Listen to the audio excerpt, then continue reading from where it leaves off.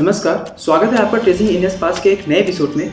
आपने recently release हुई movie Kerala story के बारे में बहुत कुछ सुना होगा और आपने देखा होगा पूरी पॉलिटिक्स दो हिस्सों में बढ़ चुकी है। कोई इस मूवी के सपोर्ट में खड़ा है तो कोई इस मूवी के अपोज में। कोई इस मूवी को बैन करने की बात करता है तो कोई इस मूवी को टैक्स फ्री करने की बात करता है।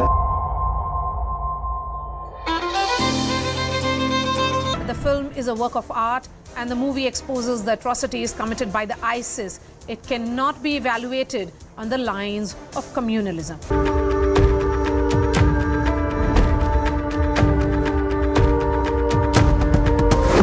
इस दुनिया को सिर्फ अल्लाह चलाता है, only Allah.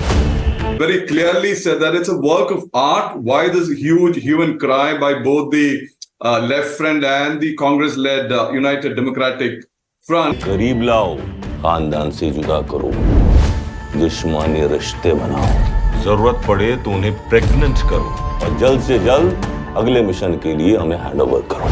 He also says that some movies are based on facts and reality, and it also exposes the atrocities committed by the IS.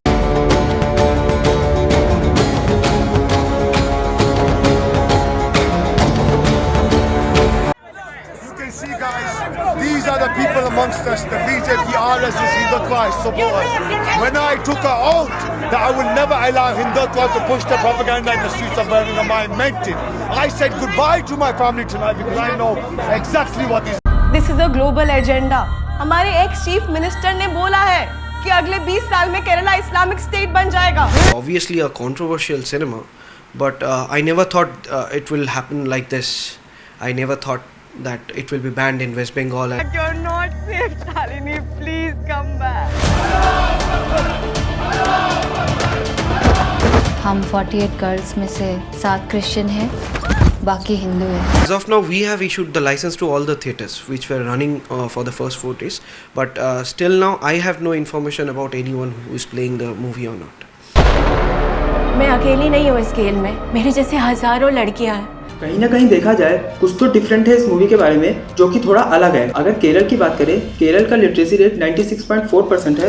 Kerala mainly अपने tradition, culture and traditional dishes की वजह से जाना जाता है। केरल स्टोरी मेनली एक ऐसी movie है जो कि केरल में रह रही उन लड़कियों के बारे में बताती है जिनका माइंड वॉश करके उनको दूसरे धर्म में कन्वर्ट किया गया और उसके बाद उन्हें फोर्सफुली ISIS ज्वाइन कराया गया। लेकिन ये सोचने वाली बात है, इतने एजुकेशन और डेवलपमेंट के बाद भी केरल का नाम हमेशा conversion, force conversion, PFI, ISIS के साथ जोड़ा जाता है। केरल की हिस्ट्री देखी जाए तो फॉरेन ट्रेडर्स का इन्फ्लुएंस पहले से ही केरल में था और केरल के आसपास का इलाका स्पाइसेस की वजह से ग्रीक्स एंड रोमन्स के लिए फेमस भी था। 6वीं से 8वीं शताब्दी में अरब ट्रेडर्स का भी आगमन केरल में हो गया था। उसके बाद 624 AD में इंडिया की पहली मस्जिद बनाई गई और केरला मुस्लिम को मोबिला मुस्लिम कहा गया और तब से लेकर आज तक केरला में गल्फ कंट्रीज का बड़ा इन्फ्लुएंस देखा जा सकता है। According to government estimate, 90% of people migrate from Kerala are settled in western Asian countries. Saudi Arab, Kuwait, UAE, Qatar और ओमान जैसी कंट्रीज में रहने वाले मलयाली अपने घर केरल हर साल 1 लाख करोड़ रुपये भेजते हैं और 1991 में गल्फ कंट्रीज द्वारा मिलने वाले रेमिटेंसेज जो कि 3025 करोड़ थे, उनको बढ़ाकर 2018 में 85,000 करोड़ कर दिया गया। और गल्फ कंट्रीज के ऐसे इन्फ्लुएंस की ही वजह से ISIS जैसी रेडिकल इस्लामिक ऑर्गेनाइजेशंस इंडिया में कन्वर्जन के नए रास्ते ढूंढ पाती है। ISIS एक टेररिस्ट ऑर्गेनाइजेशन है जिसका मोटिव है एक अलग देश बनाना जहां पे सिर्फ इस्लामिक लॉ चलेगा और ISIS ने दुनिया भर के देशों से टेररिज्म के लिए बहुत से लोगों को रिक्रूट भी किया था। और इंडिया की बात करें तो इंडिया में ISIS ने नेशनल फ्रंट बनाया और एक चैरिटेबल ऑर्गेनाइजेशन के नाम पे इंडिया में एंट्री ली। कुछ समय बाद इस ऑर्गेनाइजेशन ने मर्ज किया कर्नाटका फ्रंट ऑफ डिग्निटी के साथ और PFI बनाया, पॉपुलर फ्रंट ऑफ इंडिया। हाँ, ये वही PFI है जिसको सेंट्रल गवर्नमेंट ने रिसेंटली बैन भी किया था। PFI को वर्क करने के लिए गल्फ कंट्रीज से ही फंडिंग आती थी और PFI का मोटिव था ऑल ओवर द वर्ल्ड में इस्लाम को फैलाना। Islamic State is the final goal. PFI and Satya Sarni hidden motive is to establish Islamic State in India or all over world. All over world. That's the motive of all Muslims here. All over world. All over world. Why only in India? After making India an Islamic state, and then go to other states.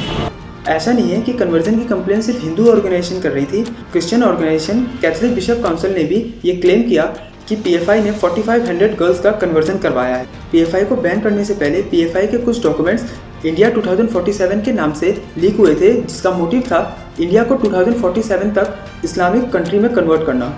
PFI and those affiliated part of the terror module are going to achieve this dream of establishing Islamic rule in India by 2047. And this Front of India is confident that even if 10% of total Muslim population rally behind it, PFI would subjugate the coward majority community to their knees and bring back the glory of Islam in India.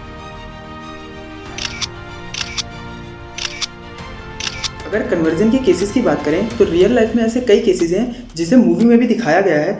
इन्हीं में से एक बहुत famous case था नमीशा उर्फ फातिमा। नमीशा केरल में रहने वाली सेंचुरी कॉलेज की BDS की स्टूडेंट थी और अपने पढ़ाई के दौरान ही नमीशा बैक्सन वेसेन नामक व्यक्ति से मिलती है। बैक्सन पहले क्रिश्चियन था जो बाद में कन्वर्ट होकर के मुस्लिम धर्म अपना लेता है। यहाँ नमीशा अकेली नहीं थी, उसकी दोस्त मरियम जोसेफ वो भी एक लड़के से मिलती है जिसका नाम बेस्टन वेसेन था।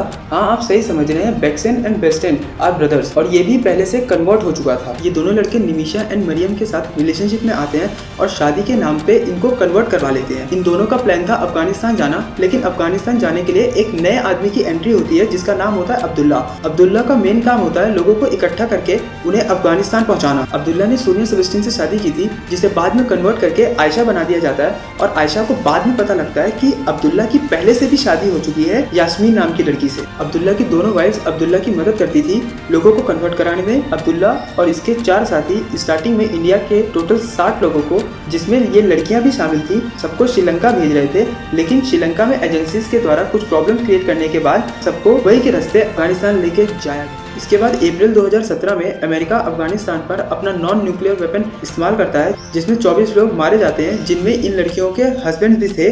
10 वुमेन्स एंड 21 बच्चे अफगान फोर्सेस के सामने सरेंडर करते हैं। बाद में जब इंडियन इंटेलिजेंस को अफगान फोर्सेस के द्वारा इन्फॉर्म किया जाता है तो ऑफिसर्स इनसे बात करने पहुंचते हैं, लेकिन बात करने के बाद भी वो कन्विंस नहीं हो पाते और ऑफिसर्स ये मान लेते हैं कि इनके इंडिया में आने से ये इंडिया में और भी प्रॉब्लम्स क्रिएट कर सकते हैं, और ये डिसीजन लिया जाता है कि इंडिया में इनको वापस नहीं लिया जाएगा। ये पूरा एक केस था जिसमें conversion, force conversion, ISIS, gulf countries के द्वारा दी गई फंडिंग, सब कुछ इन्वॉल्व था। लेकिन ये सिर्फ एक अकेला केस नहीं है, ऐसे कई सारे केसेस हैं जिसके लिंक्स आपको डिस्क्रिप्शन में मिल जाएंगे, आप जाके इसे डबल चेक जरूर करिएगा। और अगर केरल स्टोरी मूवी की बात करें तो मूवी के अंदर दिया गया 32,000 का नंबर वो सही नहीं है, क्योंकि उसका कोई सबूत नहीं है। लेकिन ये कहना कि केरल में कन्वर्जन और ISIS के केसेस होते ही नहीं है, ये बहुत गलत बात होगी, क्योंकि ये पॉलिटिक्स का नहीं, नेशनल सिक्योरिटी का इशू है। वैसे मैं आपसे पूछना चाहता हूँ, क्या आपने केरल स्टोरी देखी? आपका एक्सपीरियंस कैसा था? प्लीज़ शेयर जरूर करें और न्यू इन्फॉर्मेशन के लिए सब्सक्राइब करें ट्रेसिंग इंडिया पास्ट को। अब हम मिलेंगे अगले एपिसोड में, तब तक नमस्कार।